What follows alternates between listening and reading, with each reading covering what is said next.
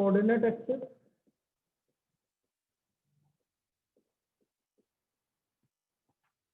match with the positive direction of coordinate axis, OS, OY and OZ respectively.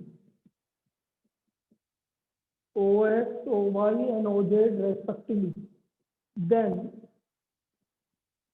cos alpha,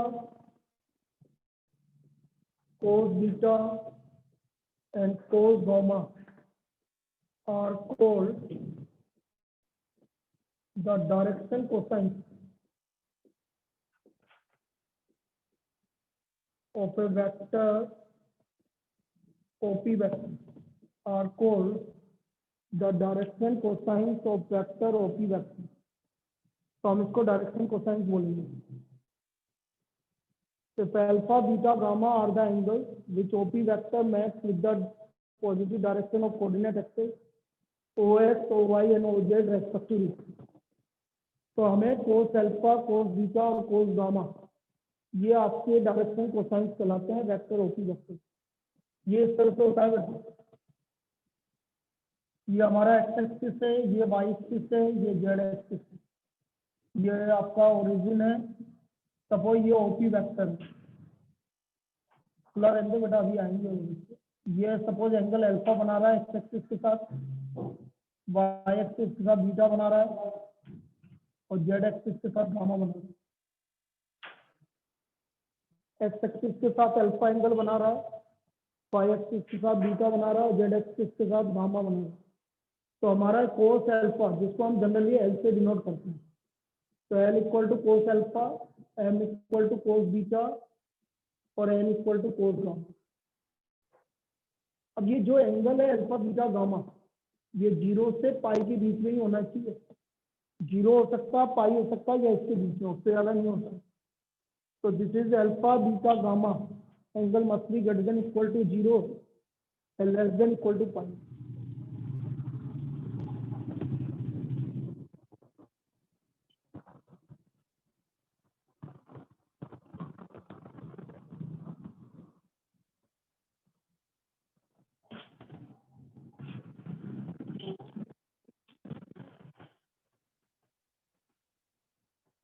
So these are the direction cosines of a vector OP vector.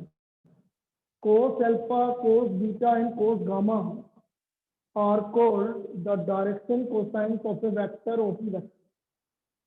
इसको हम direction cosines बोलेंगे.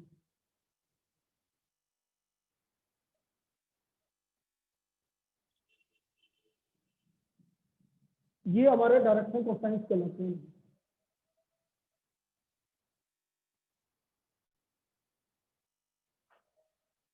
अब देखो, मैं सीधी सीधी बात बोलूं कि direction cosines होता क्या है. तो डायरेक्शन कोसाइंस आपका यूनिट वेक्टर होता है बेटा. कोई भी वेक्टर को यूनिट वेक्टर, जो भी यूनिट वेक्टर निकलेगा वो उसके डायरेक्शन कोसाइंस होते हैं. मतलब आपने यूनिट वेक्टर निकाल लिया तो जो ये एक्स वाई मतलब आई के जे के जो मल्टीपल होंगे उसी को हम डायरेक्शन कोसाइंस बोलेंगे. आई के जे के और के जो मल्टीपल होंगे उसी को हम डायरेक्शन कोसाइंस बोलेंगे. तो डायरेक्शन कोसाइंस ये कहलाता है. लिख लिया सबने? आगे चले, बोलो. एक सेकेंड. समझ में आ गया? आगे चले. एक second sir.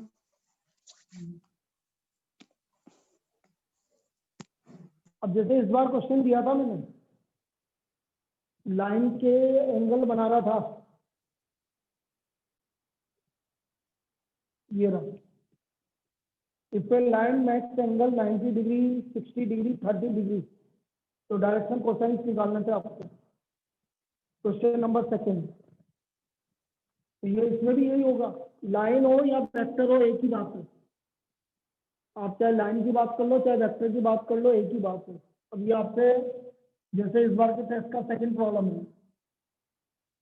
If A line बोल लो या वेक्टर बोल लो. इफ ए वेक्टर में angle 90 degree, 60 degree, 30 degree with positive direction of x axis, with positive direction of coordinate axis. या X Y Z axis respectively. Find the direction cosine, find the direction cosine. तो हमें इसका direction cosine निकालना है। तो कितना कितना angle बना रहा है, 90 डिग्री बना रहा है, 60 डिग्री बना रहा है और 30 डिग्री बना रहा है। तो मैंने बोला था L equal to cos alpha, alpha की वैल्यू 90 डिग्री है। What is the value of cos 90? क्या था कोस 90 की वैल्यू? 0. 0। M equal to cos 60, cos 60 की वैल्यू 1/2. 1/2 और n की वैल्यू कोस 30 हो गया √3/2. अब यदि आपको चेक करना है आपने सही निकाला कि नहीं निकाला, आपको यहाँ पर एक स्टार लिख के लिख लेना, L square plus M square plus N square हमेशा किसके इक्वल होना चाहिए? 1 के इक्वल होना चाहिए। L square plus M square plus N square का सम 1 के इक्वल होना चाहिए। यदि देख लो इनको रखना, 0 प्लस 1/4 प्लस 3/4 आ रहा है 1 के इक्वल, सही है। तो देयरफॉर डायरेक्शन कोसाइन का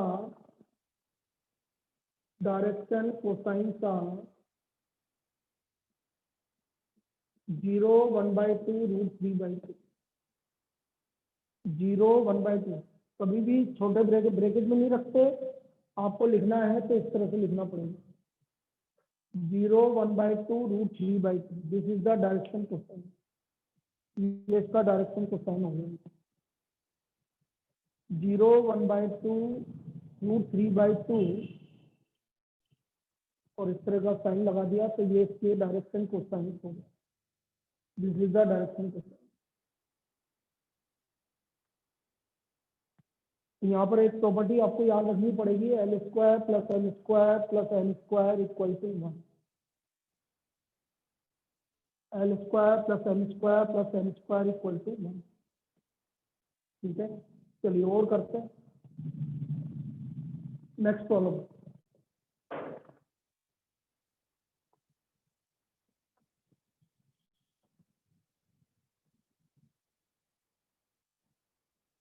अब मैंने अभी थोड़ी देर पहले आपको क्या बोला, यूनिट वेक्टर का मतलब डायरेक्शन कोसाइन। तो बिल्कुल उसमें आपका इस तरह की प्रॉब्लम भी इस पर कर सकते हो आप। जैसे मैं नेक्स्ट प्रॉब्लम बोल रहा हूँ, इस पे यूनिट वेक्टर, नेक्स्ट प्रॉब्लम लिखिए, इस पे यूनिट वेक्टर, इस पे यूनिट वेक्टर में angle π/4 with I cape, angle π/3 with J cape and an acute angle theta, and an acute angle theta with K cape. Then find the unit vector and angle theta। तो मुझे unit vector निकालना है और angle theta निकालना है। अब देखो मैं इस वाले मेथड, ये वैसे आगे वाले मेथड से भी हो जाएगा, लेकिन मैं यहाँ से कर देता हूँ क्योंकि ये ज़्यादा इजी पड़ेगा। अब मैंने बोला कि π/4 बनाना आई केप के साथ। Now direction cosine of vector B, क्या मान लिया आपने, LMN। ये हमने डायरेक्शन कोसाइन मान लिए भाई वेक्टर के। हमने वेक्टर के डायरेक्शन कोसाइन क्या मान लिए, L, M, N। अब कितना एंगल बना रहा है पाई आई केप के साथ, π/4। तो L आ गया कोस π/4 1/√2। M आ गया कोस π/3 1/2। कोस π/4 1/√2, कोस π/3 1/2। अब मुझे पता है L square plus M square plus N square का वैल्यू 1 के इक्वल होता है। L square plus M square plus N square का वैल्यू किसके इक्वल होता है, 1 के इक्वल होता है। तो रख देंगे एल स्क्वायर मतलब 1/√2 का स्क्वायर, एम स्क्वायर मतलब 1/2 का square, N square equal to 1। तो एन स्क्वायर की वैल्यू 1 माइनस इधर ले आके 1/2 1/4, ये 1/4 आ गया। क्योंकि एक्यूट एंगल बना रहा है इसलिए प्लस वाला वैल्यू लेंगे। उसने बोला है कि के केप के साथ एंगल कितना है, एक्यूट एंगल। यदि के केप के साथ एंगल एक्यूट है तो हम सिर्फ पॉजिटिव वैल्यू लेंगे, इसलिए मैंने n इक्वल टू 1/2 लिया। नहीं तो दोनों एंगल लेने पड़ते हैं, आपको कुछ भी नहीं बोलता, n equal two plus minus 1/2 लेना पड़ता, लेकिन यहाँ एक्यूट एंगल बना रहा है। तो आपका n इक्वल टू 1/2 आ गया, और n मुझे पता है कोस गामा कोस थीटा है। बेटा कोस थीटा की वैल्यू 1/2, कोस की वैल्यू 1/2 कब होती है सिद्धिका? 5/6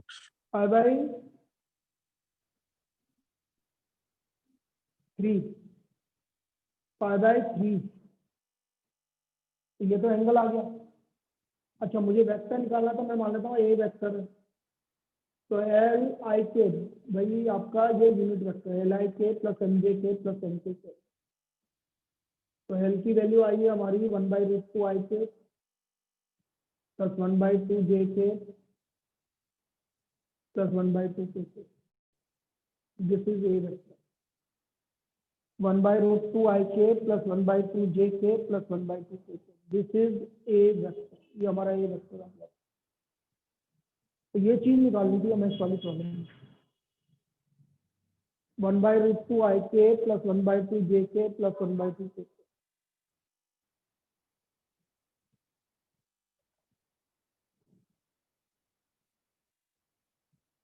क्लियर है ये?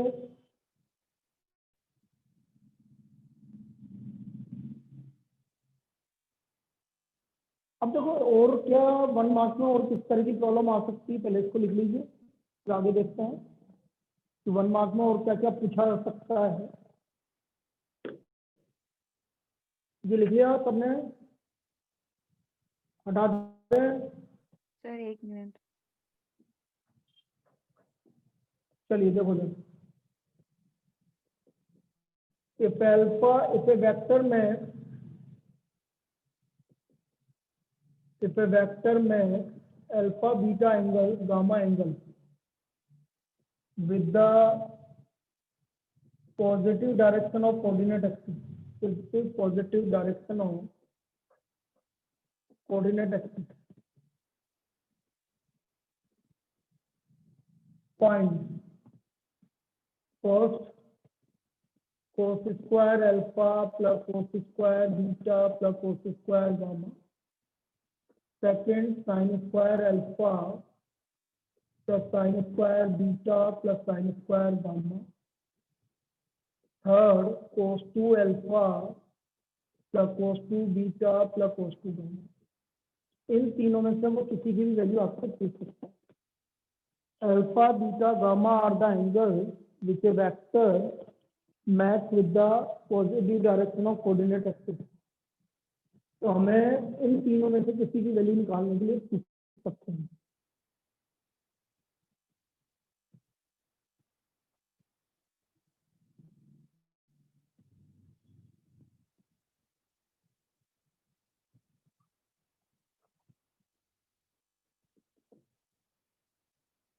Now n equal to cos alpha, m equal to cos beta और n equal to cos gamma। Now पहला case L square plus M square plus N square का वैल्यू 1 होता है। इसका मतलब cos square alpha plus cos square beta plus cos square gamma का value 1। ये तो पहला आंसर आ गया। cos square alpha plus cos square beta plus cos square gamma का वैल्यू 1। ये तो हमारा पहला आंसर है। सेकंड, अब मुझे पता है cos square alpha plus cos square beta plus cos square gamma 1 होता है। तो cos स्क्वायर अल्फा को मैं लिख सकता हूँ 1 minus sine square alpha, 1 minus sine square beta plus 1 minus sine square gamma. तो यहाँ से मुझे वैल्यू मिल गया sine square alpha plus sine square beta plus sine square gamma equal to 2। ये हमारा sine square alpha plus sine square beta plus sine square gamma का value 2 के इक्वल होगा। ये हमें इसका वैल्यू मिल गया।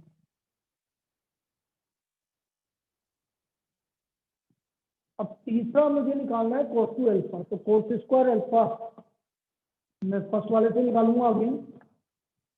कोस स्क्वायर अल्फा को मैं कोस टू अल्फा में कन्वर्ट करना है बेटा। कैसे करेंगे? क्या फॉर्मूला होता है कोस स्क्वायर अल्फा का कोस टू अल्फा में? कौन बताएगा? minus cos हाँ, hello 1 minus cos 2 alpha upon बेटा यार आरना ऐसी बातें क्यों करती है? 1 माइनस तो साइन स्क्वायर अल्फा में आता है। So 1 plus cos square, 2 cos square alpha. 1 plus cos two alpha Cos by 2x. 2। 1 plus cos two beta by 2। 1 plus cos two gamma by 2। बेटा थोड़ा सा भी गलत करेगी तो गलत होएगा कि नहीं होएगा? हाँ, फिर 1 प्लस कोस टू अल्फा। बेटा 1 plus cos two alpha by 1 plus cos two alpha होता है 2 कोस स्क्वायर अल्फा और 1 माइनस कोस टू अल्फा होता है 2 साइन स्क्वायर अल्फा।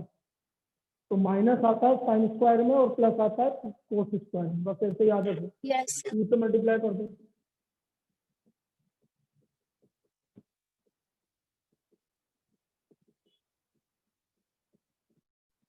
तो therefore cos two alpha plus cos two beta plus cos two gamma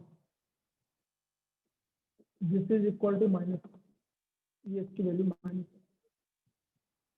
तो ये तीनों वैल्यू हमें निकालने के लिए पूछ सकता है। तीनों में से कुछ भी 1 मार्क्स पर पूछा जा सकता है। तो इनकी वैल्यू क्या होगी? cos टू अल्फा की plus cos two beta plus cos two gamma या कुछ भी पूछा है।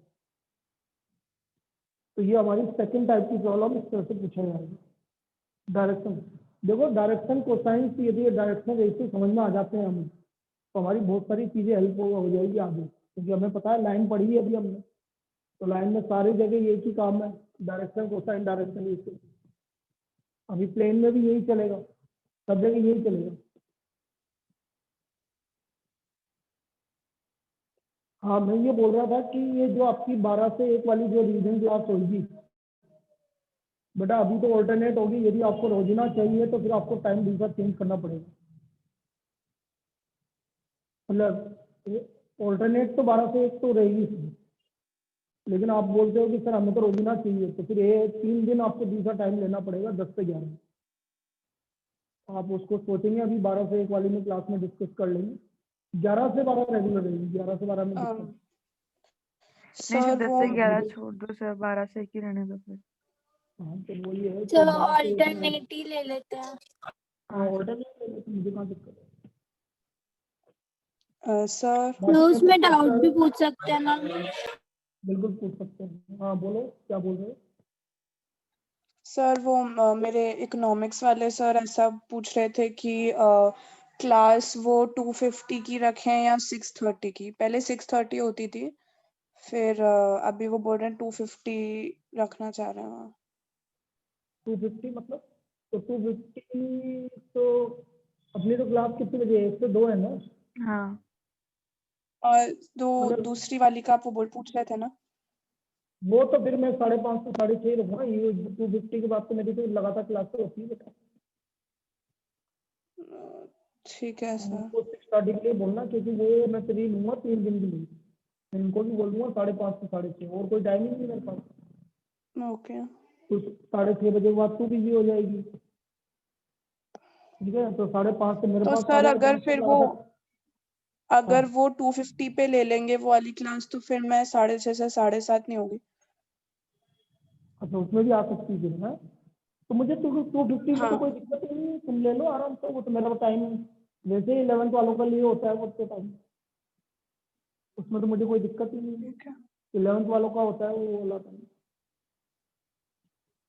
तो मुझे तो ठीक है भाई, मैं क्या बोल रहा हूँ, मैं बिल्कुल बिजी हूँ 5:30 बजे तक, फिक्स 5:30 बजे तक मेरे पास बिल्कुल भी टाइम नहीं है। ओके एक टाइम मुझे सुबह 10 से 11 मिलेगा, यदि तुम चाहो तो सुबह 10 से 11 भी पढ़ सकती हो। यदि 3 दिन अपन को 3 दिन पढ़ना है तो 3 दिन ऑनलाइन अपन 10 से 11 भी पढ़ सकते हैं तुम्हारा टॉपिक। करो प्लीज करो बेटा, इसकी सस्ती नहीं करी। क्या सर? सुबह 10 से 11 प्लीज करना है तुम्हारा 3 दिन के लिए। कर लो तो सर। तुमने टॉपिक लिख के भेजा मुझे, हाँ हाँ पक्का? हाँ सर।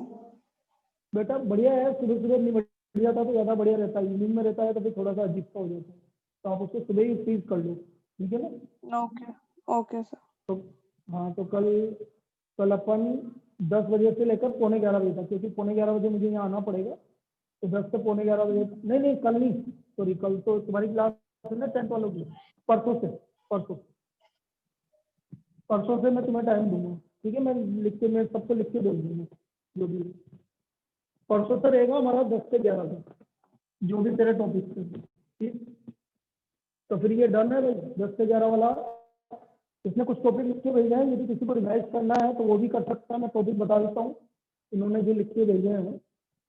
पहला टॉपिक लिख के भेजा है, रिलेशन फंक्शन को छोड़ दो क्योंकि अभी किसी को नहीं पढ़ाया मैंने।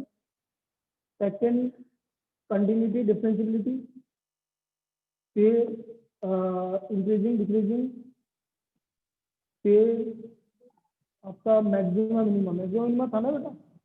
हाँ सर, वो मेरे को कंटिन्यूटी नहीं पढ़ा हुआ मैंने आपसे, बस बाकी तो वो पढ़ा हुआ डिफरेंशियबिलिटी। तो कंटिन्यूटी पढ़ा देंगे सबसे पहले, हाँ ठीक है? चलो, ओके, अभी तो अपन चालू करते हैं, फिर मैं तुम्हें सबको उसको बता दूंगा जो भी है। हाँ, क्या कर रहे थे अपन? ये हो गया। नेक्स्ट प्रॉब्लम लिखिए, नेक्स्ट प्रॉब्लम लिखिए। If a vector makes equal angle with the coordinate axis,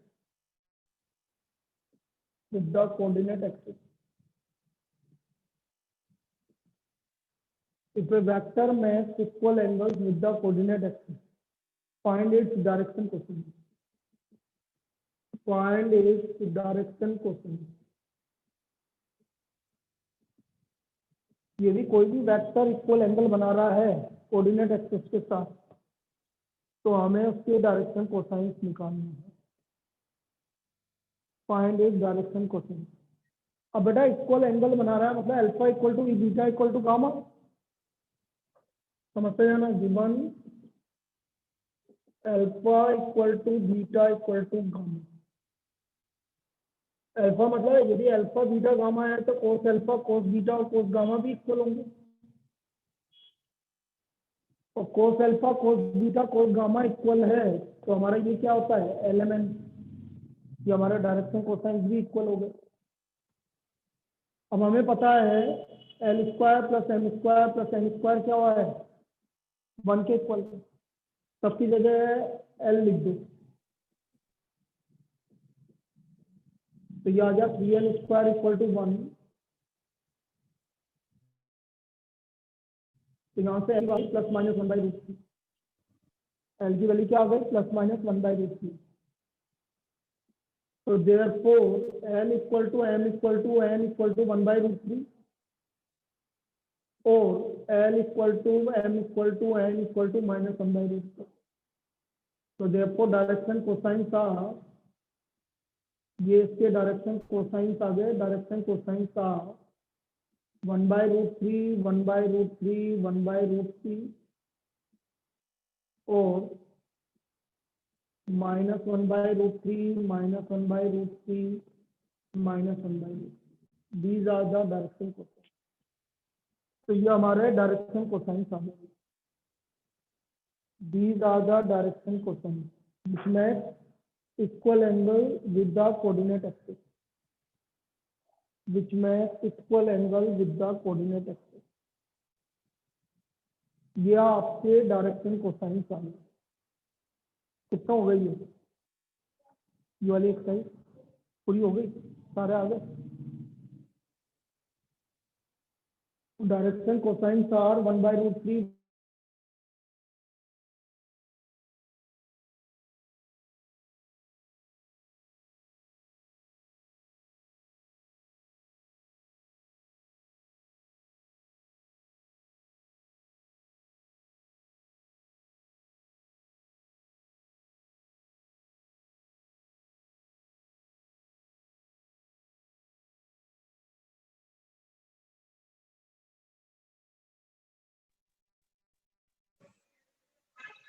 वो आज था ना इसलिए।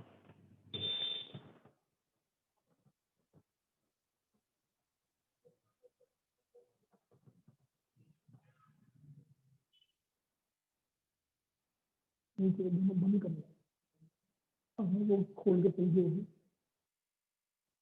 चलिए भाई, तो ये हमारा डायरेक्शन कोसाइन होगा।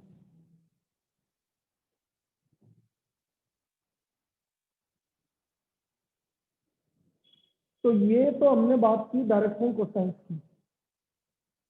अब आ जाओ next topic, direction ratio. Direction ratio,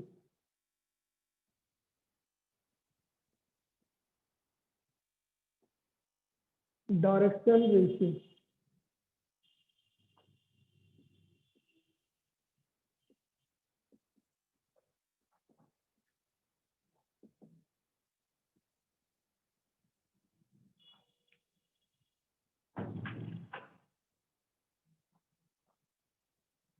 इसमें लिखेंगे हम डायरेक्शन रेशियो में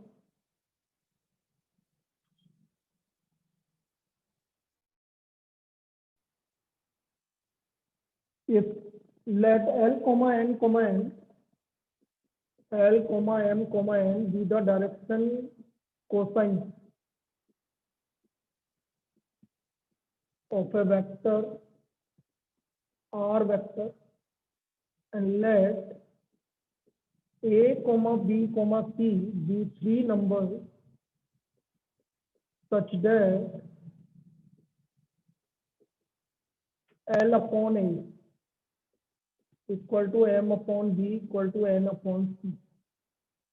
L upon A equal to M upon B equal to N upon C. Then A, B, C are called direction ratios of a vector R vector. तो हम इसको direction ratio बोलते हैं। L upon A equal to M upon B equal to N upon C, then it is called direction ratios of a vector R vector.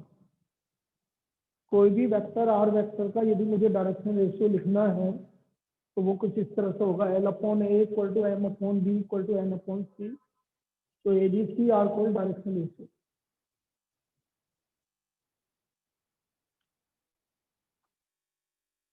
Example, suppose आपको कोई भी vector given है, A vector equal to, मैंने बोल दिया 2i minus 3j plus 5k। तो बेटा ये i j के जो मल्टीपल होते हैं यही डायरेक्शन रेशियोज कहलाते हैं। तो देयरफॉर डायरेक्शन रेशियोज आर, इसके हमारे डायरेक्शन रेशियोज आ गए 2 minus 3 5। This is the direction. इसके डायरेक्शन रेशियोज क्या आ गए 2 माइनस 3 5। तो जो आपका कोई भी वेक्टर गिवन है उसका जो भी i j के मल्टीपल होंगे उसी को हम डायरेक्शन रेशियोज बोलेंगे। तो उसी को हम डायरेक्शन रेशियोज बोलेंगे। This is called direction ratio.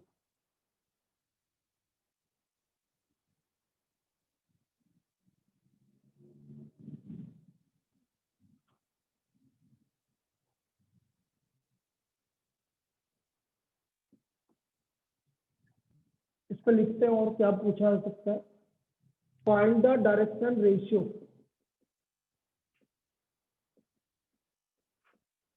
find the direction ratios of a vector joining the point A 2, minus 3, 4 and B 5, minus 2, 1। इन दोनों पॉइंट्स को ज्वाइन करने वाले का डायरेक्शन रेशियो निकालना है। ए और बी को ज्वाइन करने वाले का डायरेक्शन रेशियो निकालना है। तो कैसे निकालेंगे, देखो ये पॉइंट है 2 माइनस 3 4 और ये पॉइंट बी। बेटा लाइन में, लाइन और अभी वेक्टर हम यहाँ बात एक ही कर रहे हैं, जैसे लाइन का भी dr निकालना है आपको, और लाइन दो पॉइंट से पास हो रही है या वेक्टर दो पॉइंट से पास हो रहा है, बात बराबर है, दोनों का dr वही आएगा। यदि मुझे इसका dr निकालना है तो मैं सीधा सीधा ए बी वेक्टर निकालूंगा। OB मुझे पता है ए माइनस बी वेक्टर क्या होता है, O B vector OB minus OB तो O B vector minus O N vector, ये हमारा ए बी वेक्टर हो गया। ओ बी वेक्टर मतलब ये वाला वेक्टर 5i के माइनस 3j के प्लस k के, और ओ ए वेक्टर आ गया हमारा 2i के माइनस 3j के प्लस 4k के। अब इसको मैं सब्ट्रैक्ट कर देता हूँ। तो जैसे हमने इसको सब्ट्रैक्ट किया 5i के माइनस 3j के प्लस k के माइनस 2i के माइनस माइनस प्लस और माइनस 3i के प्लस ये जे आ गया के आपका 3i के प्लस j के माइनस। माइनस 3k के। तो what are the direction ratio? इसके डायरेक्शन रेशियोज हो गए माइनस 3। 3 1 माइनस 3, ये इसके डायरेक्शन रेशियोज हो गए। अब यदि मुझे इसका डायरेक्शन कोसाइन निकालना है, डायरेक्शन कोसाइन 3 अपॉन रूट 19। से डिवाइड कर दो भाई, मैग्नीट्यूड कितना हो गया? 3 अपॉन रूट 19। टेन कैसे हुआ बेटा? गलत बोल रही है तू, बता। सर 9 प्लस 9 प्लस हाँ 1। हाँ, तेरा तो सही बोल रहा हूँ बेटा, वन से तेरा सही बोल रहा हूँ, मैं यहाँ वाले 19 वन से तेरा सही है, मैं यहाँ वाले 10 बोल रहा हूँ, उसको बोल रहा हूँ।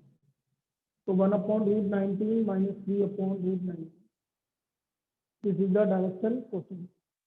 3 का स्क्वायर 9, 9 प्लस 1, तो 18 प्लस 1 19 हो गया। This is the direction cosine. तो ये हमारा डायरेक्शन रेशियो और डायरेक्शन कोसाइन का है।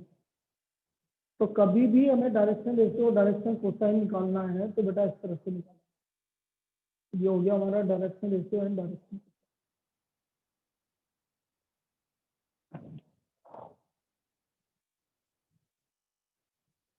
सर इस संडे किसका टेस्ट बताया था आपने? क्या? इस संडे कौन सा टेस्ट बताया था आपने? डिफरेंशिएशन और आपका 3D ज्योमेट्री पूरा स्ट्रेट पूरा लाइन सर 2 चैप्टर। वो क्या हो गया? ठीक है सर। रिवीजन भी तो करवा रहा हूँ, उसमें कहाँ दिक्कत आ रही थी भाई? ऐसा तो नहीं है कि रिवीजन नहीं ओके करवा सर, हाँ फिर ठीक है सर।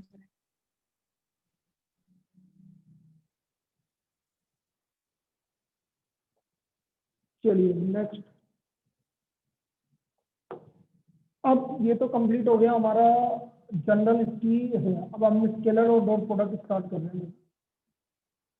अब हमारा वेक्टर एक्सेल वेक्टर अब चालू हो गया।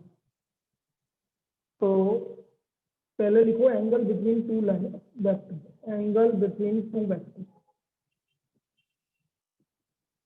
भाई एंगल क्या होता है? कोई भी दो वेक्टर के बीच का एंगल हम किस तरह से निकालते हैं? भाई सिंपल सी बात है, जब दो वेक्टर के टेल मिलते हैं, जैसे ये इसका एरो ये रहा, तो इसकी टेल ये है और ये वाला वेक्टर है, तो वो इसका ये हेड है इसका और ये टेल, इसका ये हेड है और ये टेल है।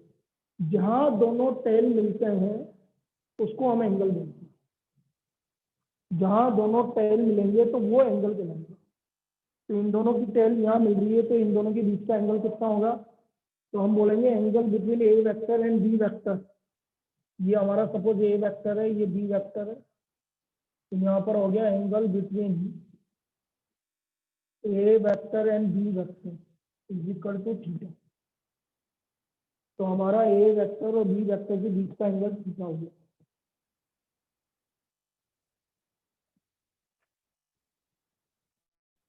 अब सपोज मैं एक और केस लेता हूँ, मैं इसकी हेड मिला देता हूँ और इसका टेल मिला देता हूँ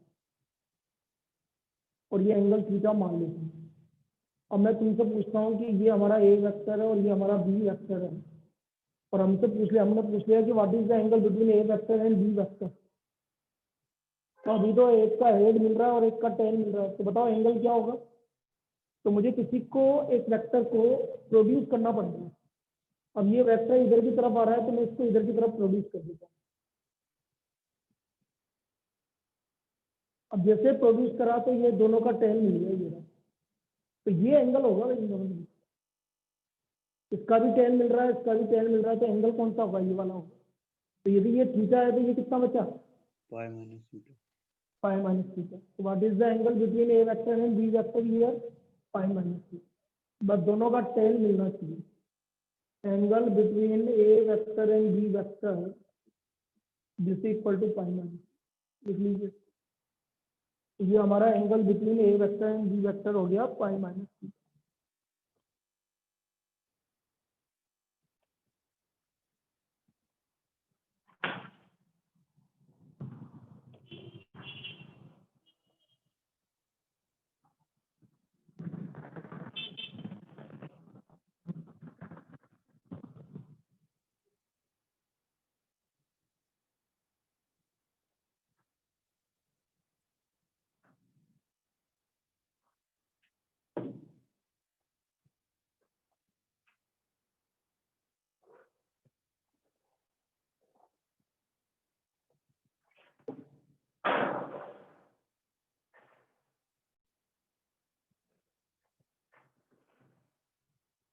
चलिए अब आप लिखो स्केलर और डॉट प्रोडक्ट. स्केलर और डॉट प्रोडक्ट.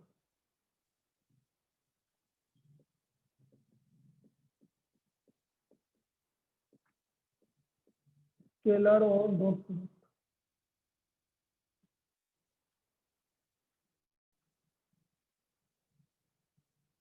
तो द स्केलर और dot product between two vector, या ऐसे लिख लो let A vector and B vector be two non zero vector, be two non zero vector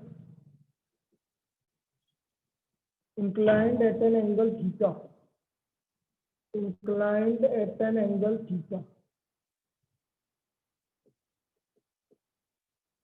Let A vector and B vector be two non-zero vector inclined at an angle theta. The scalar product of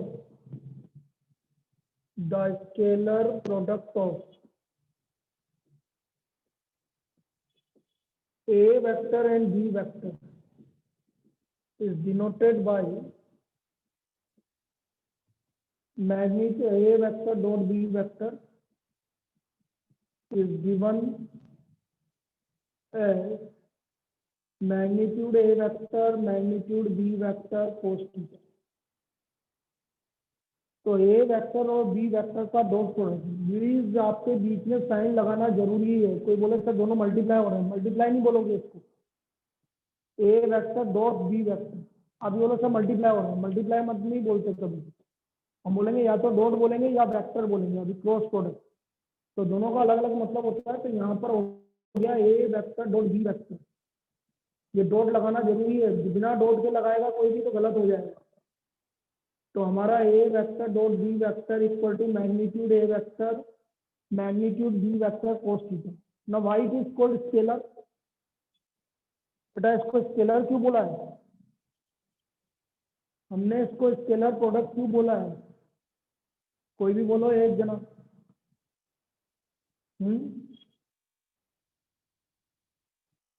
कोई जवाब दो बेटा, इसको scalar product क्यों बोला है?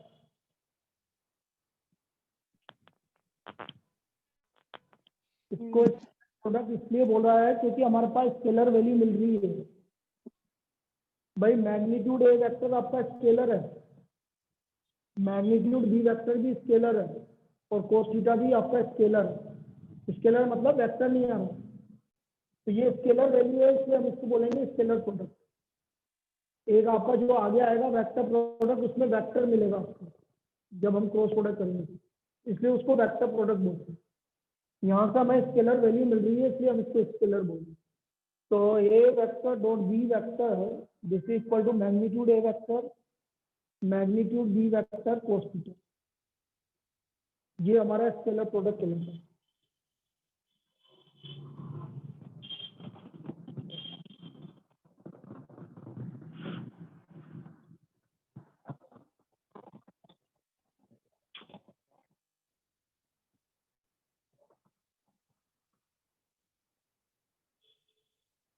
अब देखो यहाँ पर हम चीजें समझते हैं कि जैसे हमने आई कैप डॉट आई कैप किया, आई कैप डॉट आई कैप, अब दोनों यूनिट वेक्टर है, दोनों सेम वेक्टर है, तो दोनों के बीच का एंगल कितना होगा? 0 डिग्री। तो cos 0 की वैल्यू क्या होती है? 1. 1 1 होती है। तो देखो, यदि मैं इससे ओपन करता हूं तो मैग्नीट्यूड आई के cos 0, तो ये भी 1 है, ये भी 1 है, ये भी 1 है। तो आई के डॉट आई के की वैल्यू क्या होगी? 1। जे 1 के की वैल्यू क्या होगी? 1। इन तीनों की वैल्यू 1 होगी। आई के डॉट आई के इक्वल टू 1, जे के डॉट जे के इक्वल टू 1 और के डॉट के इक्वल टू 1। ऐसा इसलिए हुआ, कोई भी एक चीज करके बता देता हूँ तुम्हें। मैंने निकाला आई के डॉट आई के, तो मैग्नीट्यूड आई के cos 0, मैग्नीट्यूड आई के 1 होता है, ये भी 1 होता है, cos 0 भी 1 होता है। तो आई के डॉट आई के की वैल्यू क्या हो गई? 1। इसी तरह से जे के डॉट जे के भी 1 होगा और के डॉट के भी 1 होगा। इन तीनों का वैल्यू 1 के इक्वल होता है। अब यदि मैं सपोज आई और डॉट जे, मतलब आई और जे, तो आई और जे के बीच का एंगल कितना होता है? 90 आई और जे, आई केप जे केप, आई केप 90 है डिग्री डायरेक्शन में 90 डिग्री। ये देखो, ये रहा, ये आई केप है, ये जे केप है, ये के केप है। सबके बीच का कितना एंगल है? 90 डिग्री। तो सबके बीच का एंगल 90 डिग्री है, तो आई डॉट जे, या बोलो जे डॉट के, या बोलो के डॉट आई, तीनों का वैल्यू 0 किसके इक्वल होगा? 0 0।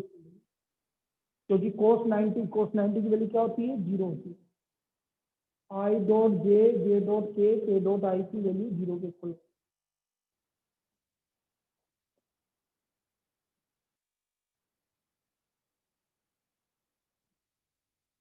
अब कोई भी एक वेक्टर आता है, सपोज मैं आपसे बोल रहा हूँ ए वेक्टर डॉट ए वेक्टर, यदि मुझे किसी वेक्टर का उसी के साथ डॉट प्रोडक्ट होता है, तो इस वाले फॉर्मूले से करें तो देखो, magnitude A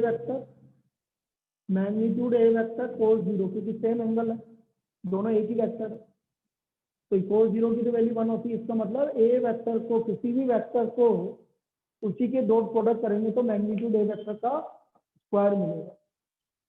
A vector dot A vector equal to magnitude A vector का square. This is equal to A vector dot A vector. तो कभी भी किसी भी वेक्टर को उसी के साथ डॉट प्रोडक्ट करेंगे तो हमें मिलेगा मैग्नीट्यूड ए वेक्टर का स्क्वायर।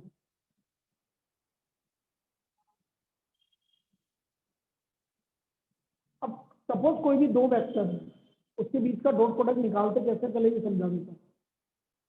मैंने आपसे बोला 3i के माइनस 5j के प्लस 4k के डॉट 2i के प्लस j के माइनस 3k के, इन दोनों का डॉट प्रोडक्ट निकाला।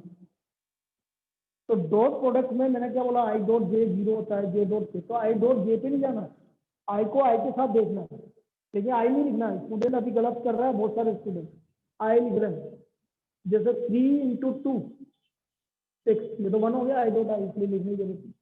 -5 -5 और प्लस 4 इंटू -3, -12 ये आ गया आपका -11। ये इसकी आई डॉट आपका इस वेक्टर का इस वेक्टर के साथ डॉट प्रोडक्ट कितना हो गया? -11 हो गया। आई को आई के साथ मल्टीप्लाई करना है, आई नहीं लिखना है, लेकिन बस दोनों को मल्टीप्लाई करना है। तो ये आ गया 3 इंटू 2 6 हो गया। आई डॉट आई नहीं लिखना है क्योंकि आई डॉट आई 1 हो चुका है आपका। -5 को 1 से मल्टीप्लाई करना है और 4 को -3 से मल्टीप्लाई करना है। तो इस तरह से डॉट प्रोडक्ट निकलता है कोई भी दो वेक्टर का। ये किसी भी दो वेक्टर का डॉट प्रोडक्ट निकालने का तरीका है।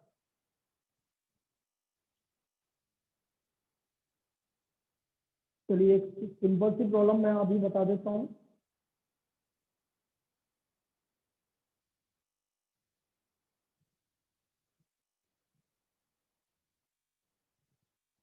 देखिए,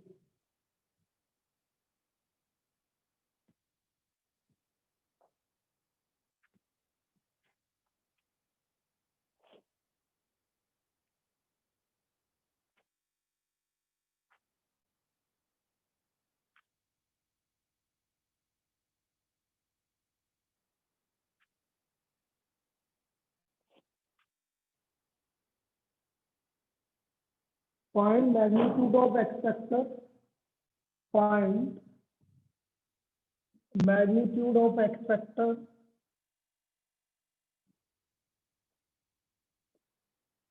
for find magnitude of x vector A for a unit vector A vector is for a unit vector A vector x vector minus A vector dot x vector plus A vector equal to 15। ये हमें 15 के equal given है, तो हमें magnitude X vector निकालना है। पहली बात मैं बोल देता हूँ, कुछ लोगों ने बहुतों ने गलत किया था, जब पहली बार टेस्ट लिया था वेक्टर का भी मैग्नीट्यूड एक्स वेक्टर उन्होंने लिख दिया प्लस माइनस। कभी भी मैग्नीट्यूड प्लस माइनस में नहीं आएगा, ये आपको चीजें समझनी है। कभी भी मैग्नीट्यूड प्लस माइनस में नहीं आएगा। मैग्नीट्यूड हमेशा पॉजिटिव होता है, मैग्नीट्यूड कभी नेगेटिव नहीं होता, तो इस चीज का ध्यान रखेंगे सभी। अच्छा, आपको ये गिवन है ए वेक्टर आपका यूनिट वेक्टर है, तो magnitude A vector equal to 1 given है। अब गिवन क्या है हमें, और देखो इसको सोल्व करना है, X vector minus A vector dot X vector plus A vector equal to 15। ये हो गया A minus B into A plus B. यदि हम यहाँ पर चलते हैं फॉर्मूला, डॉट प्रोडक्ट में फॉर्मूला चलेगा, A minus B into A plus B क्या होता है बेटा, A square minus B square. A square मतलब मॉडुलस एक्स वेक्टर का whole square minus modulus A vector का whole square equal to 15। Modulus में नहीं लिखेंगे, मॉडुलस में लिखेंगे मतलब है ऐसा मत लिख देना एक्स वेक्टर का स्क्वायर, मॉडुलस एक्स वेक्टर का स्क्वायर। अब मॉडुलस ए का वैल्यू आपको 1 गिवन है, तो मॉडुलस एक्स वेक्टर का स्क्वायर आ गया 15 प्लस 1 16। तो देयरफॉर मॉडुलस एक्स वेक्टर 16 का स्क्वायर रूट क्या हो गया 4। ओनली 4, प्लस माइनस 4 ओनली 4 होगा। तो इसका मैग्नीट्यूड आ गया हमारा +4, ये हमारा इसका मैग्नीट्यूड आ गया। तो magnitude X vector equal to 4, this is the magnitude of X vector. Clear है? Yes, sir.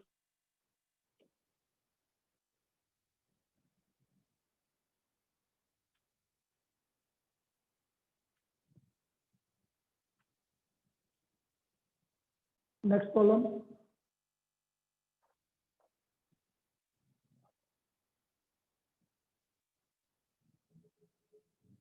A vector plus B vector plus C vector equal to 0 vector, magnitude A vector equal to 3, magnitude B vector equal to 5 और magnitude C vector equal to 7। Find the angle between A vector and B vector, find the angle between A vector and B vector. तो मुझे A vector और B vector के बीच का angle निकालना है। You have to find the angle between A vector and B vector. इन दोनों के बीच का एंगल निकालना है। अब कैसे निकालेंगे समझना। मुझे गिवन है A vector plus B vector plus C vector equal to 0 vector. जिन दो के बीच का एंगल निकालना है उसको आप लेफ्ट हैंड साइड में रखिए। किस किस के बीच का एंगल निकालना है, ए और बी का, तो ए तो आप लेफ्ट हैंड साइड में रखो और बाकी को उधर ले लो। पहला काम, स्क्वायर।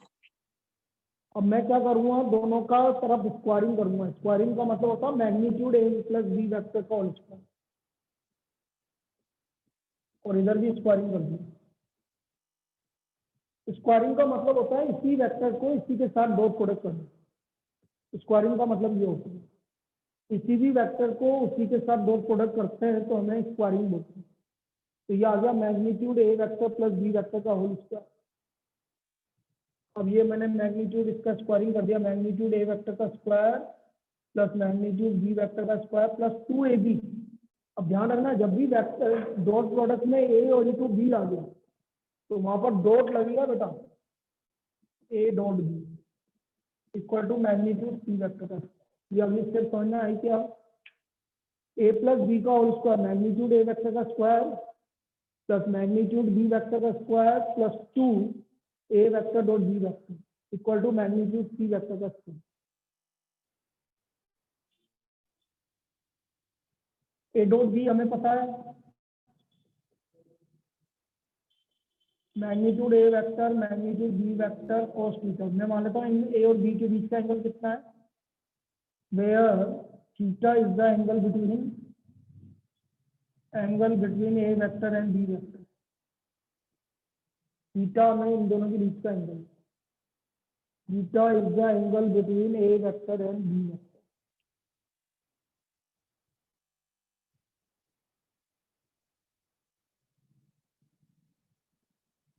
वैल्यू रख दो,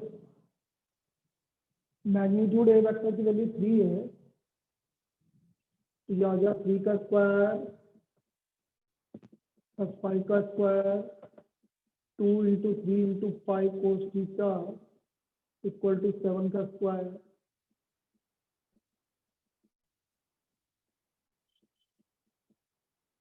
thirty cos theta equal to 15, cos theta की वैल्यू 15/30 मतलब 1/2।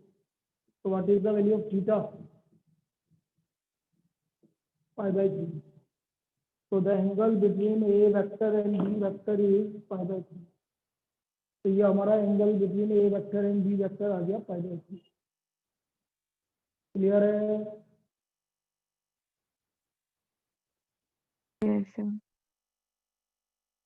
चलिए 2-3 मिनट के बाद वापस चालू कर रहे हैं। ठीक है, अगला टॉपिक 3 मिनट का ब्रेक ले रहा हूँ क्योंकि फिर इसको बंद भी करना पड़ेगा, नहीं तो वो आपकी रिकॉर्डिंग नहीं बनेगी ढंग से।